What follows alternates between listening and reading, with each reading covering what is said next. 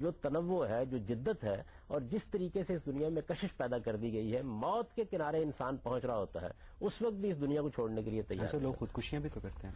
خودکشیاں اس وقت کرتے ہیں جب اس دنیا کے اندر ان کے لیے جینا بہت مشکل بنا. یہی تو وہ کہہ رہے ہیں کہ اسے تو پھر دوزخ کا کوئی خوف نہیں ہوگا نا. نہیں، دیکھیے بات یہ ہے کہ ایسا نہیں ہے کہ خودکشی کرنے والے کو کوئی خوف باقی نہیں رہتا.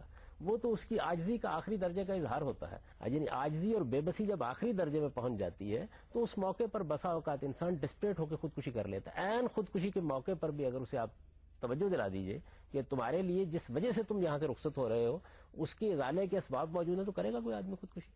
یعنی انسان کو اپنی ذات کا جائزہ لے کے دیکھنا چاہیے خودکشی کس وجہ سے انسان کرتا ہے. اس لیے کہ دنیا کی یہ زندگی اس کے لیے جہنم بن جاتی ہے، اسی وجہ سے وہ یہاں سے فرار حاصل کرنا چاہتا ہے. یہ فرار خود بتا رہا ہے کہ وہ یہ چاہتا ہے کہ کسی نہ کسی طریقے سے اس دنیا سے نجات اس کو حاصل ہو جائے. تو خودکشی کا مطلب یہ نہیں ہے کہ انسان یہ سمجھتا ہے کہ میں مر جاؤں گا تو اس کے بعد میں کسی زمین میں جا کے ختم ہو جاؤں گا. وہ چاہتا ہے میں نکل جاؤں یہاں سے، بھاگ کر کسی اور دنیا میں جا کر پناہ لے لوں. یہ باعث بنتا ہے اس کا. آپ پوچھیں. لیکن خودکشی وہ لوگ کرتے ہیں جن کا ایمان پکا نہیں ہوتا. جس کا ایمان پکا ہوگا تو خودکشی کی طرف جائے گا ہی نہیں. پہلی بات یہ تو ہے. آپ جو بات کریں جنت اور دوزخ کی بات آپ کر رہے ہیں، جنت اور دوزخ ہمیں اس دنیا میں ڈھونڈنے کے لیے ہمیں کہا ہی نہیں گیا. ہمیں تو کہا گیا کہ آخرت کا ویٹ کرو، آخرت کے بعد جو جنت اور دوزخ ہے وہاں تم نے ڈھونڈنی ہے. اس دنیا جس سے کہ آپ نے پہلے کہا ہے کہ یہ دنیا ہمارے لیے امتحان ہے، تو ہمیں اسے امتحان کی طرح لینا چاہیے. اور میرے خیال سے جو ہم بات کرتے ہیں کہ جنت میں ہمیں یہ ملے گا وہ ملے گا، یہ ساری ہمیں اس طرح کی باتیں نہیں کرنی چاہیے. ہمیں بس یہ کہنا چاہیے آپ کو مطمئن اسٹیٹ ملے گی. دیکھیے جنت کیا چیز ہے. انسان اپنے اضطراب سے نجات پالے گا، اپنی بے چینی سے نجات پالے گا، اسے آخری درجے کا اطمینان حاصل ہو جائے گا. وہ اپنے ذہنی ارتقاء کے لحاظ سے جس طرف سفر کرنا چاہے گا کر سکے گا.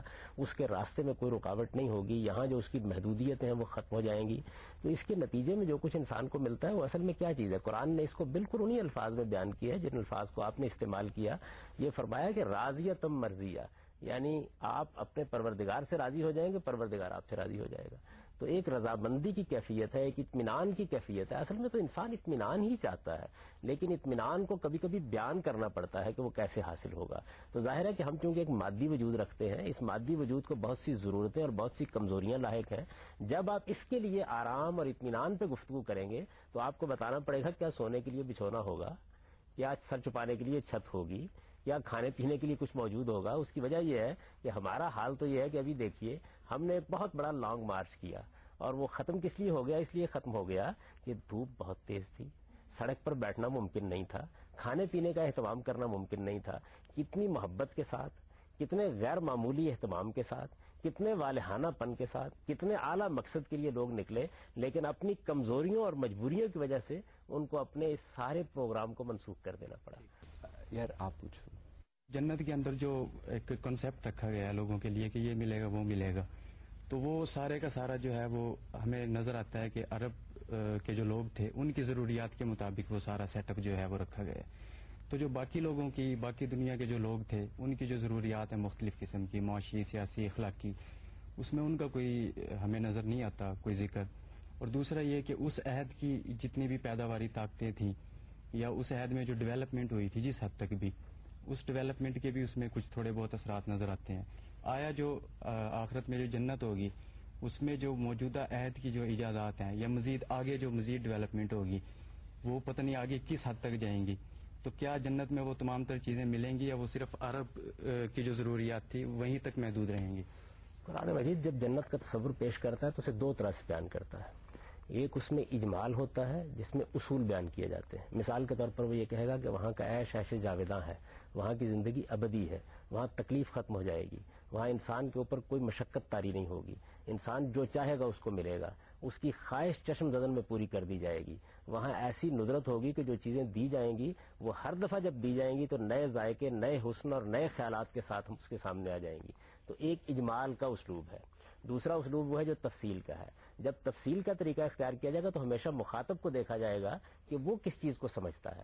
پھر اس کے بارے میں وہ ایک اصولی بات کرتا ہے. سورہ آل عمران میں وہ یہ کہتا ہے کہ یہ ممکن نہیں ہے کہ انسان کے ساتھ گفتگو کی جائے اور انسان کے ساتھ جب گفتگو کی جائے تو الفاظ سے ہٹ کر کوئی اور طریقہ اختیار کیا جا سکے. الفاظ کیسے وجود میں آتے ہیں؟ یا کوئی چیز وجود میں آتی ہے اس کے لیے لفظ وجود میں آتا ہے، یا تصور وجود میں آتا ہے اس کے لیے لفظ وجود میں آتا ہے. تو عربی زبان ظاہر ہے کہ انسانوں کی زبان تھی، خدا نے اس میں کلام کیا، تو اجمال کے طریقے سے پوری دنیا کے لیے جنت کو بیان کر دیا، ہر آنے والے دور کے لیے بیان بیان کر دیا. یعنی دیکھیے نا یہ الفاظ استعمال کیے کہ وَلَكُمْ فِيهَا مَا تَشْتَهُونَ, جو تمہارے اندر کوئی خواہش پیدا ہوگی وہاں پوری کر دی جائے گی. یعنی آپ نے جس دنیا کا نقشہ کھینچا ہے یہ تو آج کی دنیا ہے, اس سے کروڑوں سال بعد بھی اگر دنیا قائم رہتی ہے اور اس میں بھی کچھ وجود میں آ جاتا ہے تو وہ سب ان دو لفظوں کے اندر سمو دیا گیا ہے. اسی طرح یہ طریقہ اختیار کر لیا گیا کہ لا خوف علیہم ولا هم یحزنون, وہاں نہ ماضی کا کوئی پچھتاوا ہوگا نہ مستقبل کا کوئی اندیشہ ہوگا. تو قرآن نے کہا کہ جس وقت ہم اس کی تفصیلات کرتے ہیں تو وہاں انسانوں کی مجبوری یہ ہے کہ تشبیہ کا اسلوب اختیار کیا جائے, اور تشبیہ کے اسلوب میں آپ اپنے مخاطب کے گرد و پیش کے حسن کو لے لیتے ہیں اور اسی میں اس کو بیان کرتے ہیں. یہ پہلے واضح کیا بیان کرنے کے لیے, یہ نہیں کہا کہ تم بیان ہی جو چیزیں بیان کی جا رہی ہیں ان کو ایسے ہی سمجھو. یہ کہا جا رہا ہے کہ اس میں ہم نے متشابہات کا طریقہ اختیار کیا ہے. سوال یہ ہے کہ جب یہ راکٹ وجود میں نہیں آئے تھے اور جب یہ کاریں وجود میں نہیں آئی تھیں اور جب یہ جہاز اڑنے نہیں لگے تھے اس وقت ان کے لیے الفاظ ہی کہاں وجود میں آئے تھے. اور قرآن مجید اگر کوئی جناتی زبان استعمال کرتا جس میں یہ الفاظ ہوتے تو اس کو اس وقت لوگ کیسے سمجھتے اور پڑھا کیسے جاتا. تو دونوں طریقے اختیار کیے گئے ہیں. اس وجہ سے اولین مخاطبین کو ان کے گرد و پیش کے ماحول کے لحاظ سے جنت سمجھائی گئی ہے, اور یہ کہہ کے سمجھائی گئی ہے کہ یہ تشریح کا اسلوب ہے جو ہم نے اختیار کیا ہے, اور جو لوگ قیامت تک آنے والے ہیں ان کے لیے یہ اصولی باتیں بیان کریں گے.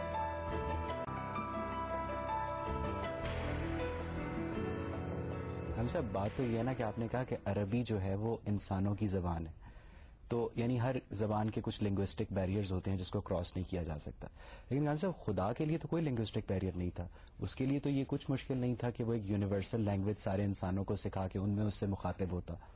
بات یہ ہے کہ انسان کا تو حسن ہی یہی ہے کہ اس کے اندر دیکھیے کیا کیا تنوع اللہ تعالیٰ نے رکھ دیا ہے.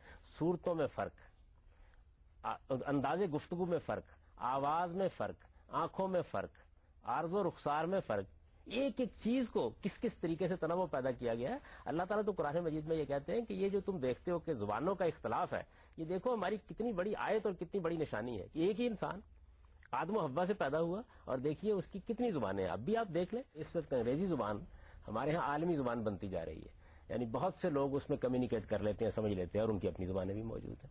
تو اس وجہ سے اللہ تعالیٰ نے جو تنوع اور جدت اور ندرت رکھی ہے, اطمینان رکھیے. جب اس دنیا میں اس درجے میں ہے جو عارضی دنیا ہے تو جو ابدی دنیا اس نے بنائی ہے اس میں کیوں نہیں ہوگی. اور یہ جو بات آپ نے فرمائی ہے کہ اللہ تعالیٰ کو ایسی زبان ایجاد کرتے تو پھر اس کا نتیجہ یہ نکلتا کہ وہ پھر اپنے مقابلے میں خدا بناتے. وہ کیسے؟ یعنی انسان اگر بنائیں گے تو انسان کی کمزوریاں بھی ہوں گی, انسان کی زبان کے اندر جو چیزیں پائی جاتی ہیں وہ بھی لازمن ہوں گی, انسان ہی وہ زبان سیکھے گا. کم از کم پیغام میں ابہام تو نہ رہ جاتا, کوئی بہم نہیں, کوئی انسان. یہ بات یہ ہے کہ ہم دنیا کے اندر جو کمیونیکیٹ کرتے ہیں ہم کس اصول پر کمیونیکیٹ کرتے ہیں. ہم بھی ایسے ہی کرتے ہیں کہ وہ چیزیں بیان کرتے ہیں جو ہمارے سامنے موجود ہوتی ہیں, ان کے لیے الفاظ ایجاد کرتے ہیں, جو تصورات ہمارے سامنے موجود نہیں ہوتے ان کے لیے تشبیہ کا اسلوب اختیار کرتے ہیں. یعنی اس دنیا میں کتنی چیزیں ہیں کہ جن کو جب ہم بیان کرنا چاہتے ہیں, دیکھیے نا میر نے یہ کہا تھا نا کہ نازکی اس کے لب کی کیا کہیے, پنکھڑی ایک گلاب کی سی ہے. تشبیہ دینا پڑی, اور کیا کیا جا سکتا تھا. یعنی آپ اس کے بغیر بیان کر کے دکھائیے ذرا, حسن کو بیان کیجیے, جمال کو بیان کیجیے, عرض و ویسو کو بیان کیجیے, کیسے بیان کریں گے. تو جب آپ بیان کرتے ہیں تو یہ دونوں اسالیب بڑی خوبصورتی اپنے اندر رکھتے ہیں.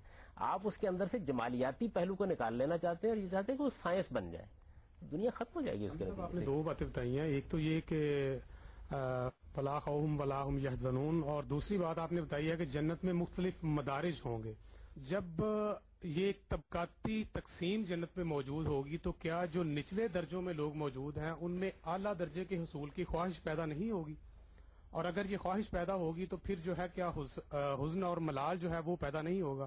کامل اطمینان کس طرح پیدا ہوگا؟ دیکھیے بات یہ ہے کہ جنت کا جو سب سے نچلا درجہ بھی بیان کیا گیا ہے اس کے بارے میں بھی بعض روایتوں کو جب ہم دیکھتے ہیں تو معلوم ہوتا ہے کہ وہ اس درجے میں ہے کہ جس سے آگے انسان کے لیے کسی درجے کا تصور کرنا ممکن نہیں ہے. تو اس وجہ سے انسان کیا اپنے ماضی کو بھول جائے گا؟ میں نے کتنی خدا کی فرمانبرداری کی تھی, میں نے کتنا خیر کو اختیار کیا تھا, میں نے لوگوں کے ساتھ کیا معاملات کیے تھے. حسرت اس وقت پیدا ہوتی ہے جس وقت انسان اپنے آپ کو اس دنیا میں پاتا ہے جو آزمائش اور امتحان کی دنیا ہے. جب آپ کے سامنے حقیقت بالکل آخری درجے میں آ جاتی ہے تو اس کے بعد اطمینان ہی اطمینان ہوتا ہے. اس وقت تو خدا کا شکر کریں گے لوگ کہ وہ جہنم سے بچ کے یہاں داخل ہو گئے.